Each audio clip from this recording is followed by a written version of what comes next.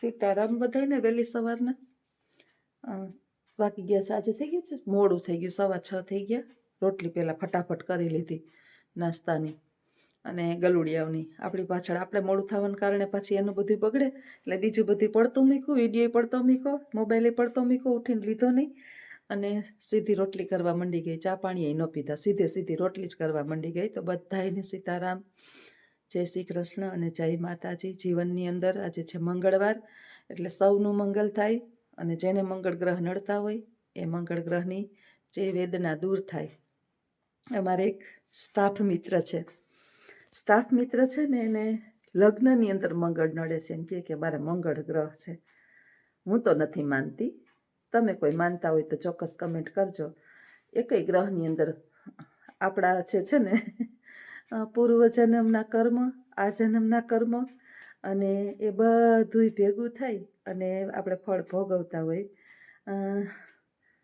કર્મની સજા મનુષ્ય ભોગવે, ગ્રહોની નહીં. ગ્રહો નક્ષત્રોને બિચારા ક્યાંય આડા આવતા નથી. એ તો તમારા કર્મ પ્રમાણે એને આદેશ આપ્યો હોય કે આમ કરજો. આ સરસ મજાની મને ઉઠીને એક વાત કરવાનું મન થયું. એક નવોઢા પરણી અને સાસરે ગઈ હતી. એટલે સરસ મજાનું ઓલું ગીત છે ને, પિતાનો છેલ્લે છે ને પિતાને મળે દીકરી, આપણે બધાને ખબર છે. એટલે પિતાએ એને સરસ મજાનું કીધું કે તારું આંગણિયું પૂછીને દુખિયા આવે રે, આવકારો મીઠો એને આપજે રે જી. પછી દીકરીને પાછું કહે છે બીજું કે તારા દિવસો હે પૂછીને ભૂખિયા આવે રે, હે બને તો અને આપજે રે જી. આ નવોઢા જે છે એના પિતાએ છેલ્લે એને આ બોધ આપ્યો. પરણીને સાસરે ગઈ. હવે પતિને જે છે ને એની ભવિષ્યની ખબર હતી. પહેલાના સમયની અંદર જ્ઞાનીઓ, ઋષિમુનિઓ એ આપણું ભવિષ્ય જે છે એ આપણને કહી દેતા. અત્યારનું તો મને ખબર નથી ને આપણે કોઈ ઉપર બ્લેમ કરતા નથી કે કોણ શું કરે છે ને કોણ ક્યાં જાય છે અને કોણ જ્યોતિષી કેવા છે. પણ પહેલાં આવું હતું. એટલે પરણીને સાસરે ગઈ, થાકી ગઈ મેં ઊભી. પછી એને કહી દીધું હતું કે એનું મૃત્યુ છે ને આજ રાતે છે. પરણીને એ જ રાતે એનું મૃત્યુ છે. એટલે એને વિચાર આવ્યો કે મારે નવી આવેલી દુલ્હનને મારા મોહમાં નાખવી એ યોગ્ય ન ગણાય. એટલે ત્યાં ને ત્યાં જે છે બાર ને બાર બેઠો રહ્યો. એ સમયમાં બિચારી રાહ જોતી હતી એના પતિની, પણ પતિ તો આવ્યો નહીં. એટલે પોતે જે એના પતિ માટે પ્રેમથી ભોજન બનાવ્યું હતું, રસોઈ બનાવી હતી. થોડીક વાર થયું ને ત્યાં એક ભૂખ્યારી સ્ત્રી જે છે જેને બાળક જન્મ્યું હતું, એની ભૂખની વેદના સહન નહોતી થતી અને એનો પતિ જે છે એ નીકળો એની પત્ની માટે લેવા અનાજ. કે કોઈ રાત્રિના સમય દરમિયાન કોણે ઘરે અનાજ હોય, કોણ આપે આપને? ભિખારી છે બિચારા, અનાજ તો કંઈ છે નહીં, બાળક જન્મ્યું છે, બહુ ભૂખ લાગી છે, રહેવાતું નથી. એટલે છતાંય એના પતિએ કોશિશ કરી કે હું ક્યાંય પ્રયત્ન કરું, ક્યાંય કોઈ રાત વરતના જાગતું હોય અને અન્નની પ્રાપ્તિ થઈ જાય. તો એ સમયે કોણ જાગતું હોય? આ નવોઢા જાગતી હતી એના પતિની રાહમાં. જારી ખેખડી. હવે આ નવોઢા જે છે ને એના પતિ માટે જે ભોજન બનાવેલું હતું ને આવું, ચાલો એક કામ કરી દેજો, મારે આજ મોડું થયું તો ચા એક ખાલી બનાવી દેજો. એને એનું જે ભોજન હતું ને એ એના જે ભિખારી છે પગથિયા ઉતરી અને ભિખારીને ભોજન આપી દીધું. ભિખારી ખુશ થતો એની પત્ની પાસે ભોજન લઈને ગયો. જેવું એની પત્નીએ ભોજન પોતે ગ્રહણ કર્યું એટલે એને તૃપ્તિ થઈ, સંતોષ થયો. આખી રાતની પીડિત સ્ત્રી જે છે, ભૂખી, બાળક જન્મેલું, એટલા આશીર્વાદ આપ્યા કે ભગવાન તારો ચોળી ચાંદલો અમર રાખે.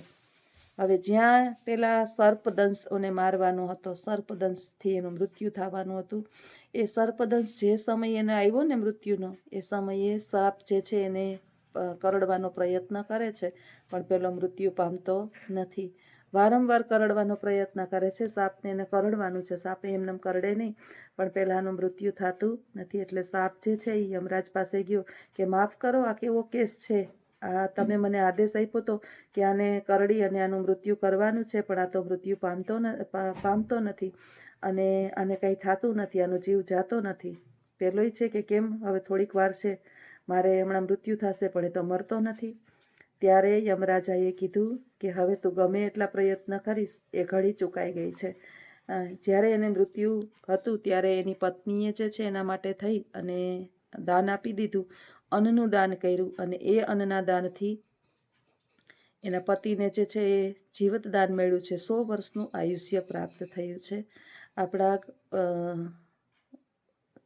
નિમિત્ત જે છે એમાં પણ એ સત્યવાન પત્ની જે છે એના પતિને જીતી ગઈ છે.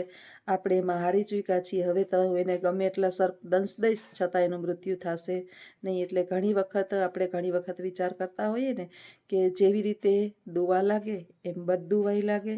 અને મેં તમને ઘણા એવા પ્રસંગો ભૂતકાળની અંદર આગલા વિડીયોની અંદર કીધા છે કે આપણા પૂર્વજો, આપણા માતા પિતા આપણને સંસ્કાર આપતા, એ સંસ્કાર ખોટા નહોતા.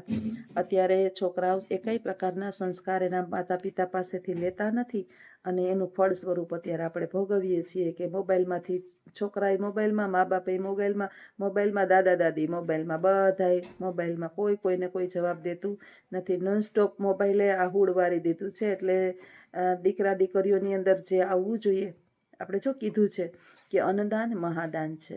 અત્યારે આપણે જોઈએ કે 4 પ્રકારના દાન છે: અન્નદાન, વસ્ત્રદાન અને આપણે જેને કહીએ કે રક્તદાન, અને શિક્ષણનું વિદ્યાદાન, અન્નદાન, રક્તદાન, આ બધા દાન છે ને મહાદાન છે. વસ્ત્રદાન, આપણે બીજું કંઈ મદદ ન કરી શકીએ તો આપણે આંગણે કોઈ ભૂખ્યું ગરીબ ગુજાર આવ્યું હોય, પૈસા અત્યારે છે ને કોઈને આપવાનો જમાનો નથી, પણ કમસે કમ એક માણસ આવ્યું છે તો એને આપણે પેટ ભરીને જમાડી દઈએ એટલી તો દરેક માણસની ક્ષમતા હોય.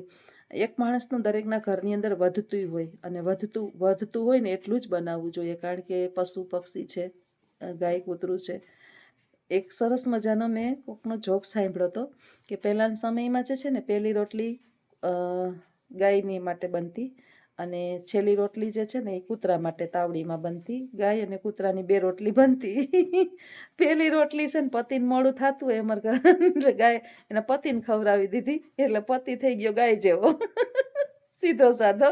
અને છેલ્લી રોટલી બાઈએ ખાઈ લીધી અને પત્નીએ એટલે એ થઈ ગઈ કૂતરા જેવી. એટલે ઓલો ગાય જેવો ને ઓલી કૂતરા જેવી. એટલે અત્યારે કંઈક આવું જ સમાજની અંદર જોવા મળે. જોક્સમાં આવું બધું હાલે રાખે. વાસ્તવિક જીવનની અંદર બધાને શું છે એ આપણે બધાને ખબર છે. ગાય છે, કૂતરા છે, કે અત્યારે તો ઇન્દિરા ગાંધી રાજ કરી ગઈ તે દીનું સ્ત્રીઓનું રાજ હાલ્યું છે. એ તારે ડ્રમમાં પૂરી દે જોયું ઓલા વિડીયોમાં. વાસ્તવિક છે આવું જીવન.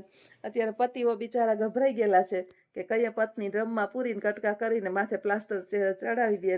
ડરીને જીવેશ બિચારા. ખબર નહીં કેમ જિંદગી પૂરી થાય.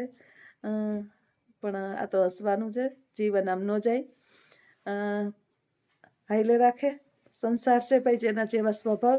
પણ જીવનની અંદર એક કરવાનું કે આપણાથી શક્ય હોય તો અન્નદાન કરવાનું. આનું ખૂબ જ પુણ્ય છે. અને આવજો બધાય. સીતારામ. વિડીયો ગમે તો લાઈક, શેર અને સબસ્ક્રાઈબ કરજો. આવજો. સીતારામ.